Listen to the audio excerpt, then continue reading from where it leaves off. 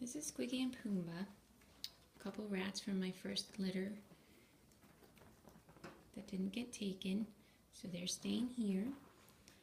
And I wanted to show you what I meant by the rats come when I make a clicking sound, and that I work on this before they go home. So that's their litter box when they're playing out.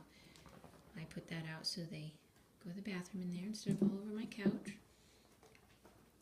Get to a spot. They have to come to me. So they run right over.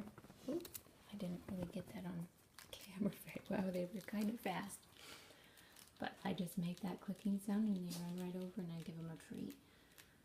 So that can be helpful if they're out running around and you want to get them to come back to you. Hey, Sqwiggy, one more.